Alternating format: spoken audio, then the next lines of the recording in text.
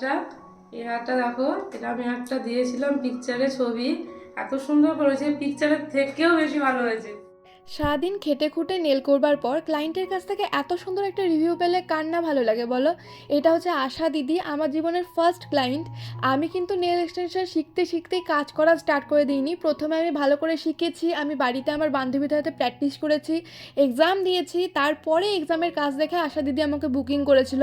তো জীবনের first client আবার আমার কাছে সেকেন্ডবার নেল করাতে এসেছে।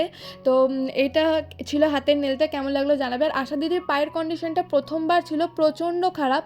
তো পায়ের নেলটা প্রথমবার ভালো হয়েছিল, কিন্তু যেহেতু আমার কাঁচা হাতের কাজ ছিল তো আমি সেরকমভাবে স্টে করাতে পারিনি।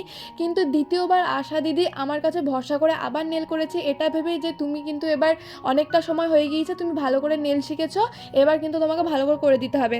আশা দিদি আমার কাছে ভরসা করে এসেছে, এটাই আমার কাছে অনেক। তো এটা ছিল পায়ের নেলটা, কেমন লাগলো জানাবে।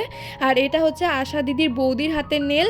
ইন্ডেক্স ফিঙ্গারটা মানে শেপটা তখন ভালো করে করা হয়নি, লাস্টে আমি ঠিকঠাক করেছিলাম। আর নেলগুলো তোমাদের কেমন লাগলো অবশ্যই জানাবে, আর আশা দিদির রিভিউটাও শুনে নেবে।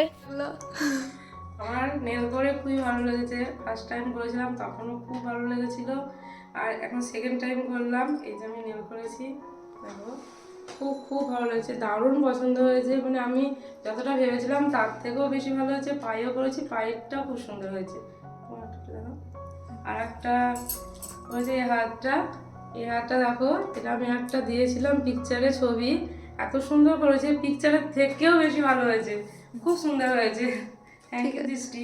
এটা ছিল আশা দিদির পায়ের নেলের কন্ডিশন। তো এবার আমি যেটা করে দিয়েছি, এখনও পর্যন্ত তো স্টে করে রয়েছে। তোমাদের কেমন লাগলো কাজটা অবশ্যই জানাবে, আর হাতের ছবিটাও অ্যাড করে দিলাম। টাটা।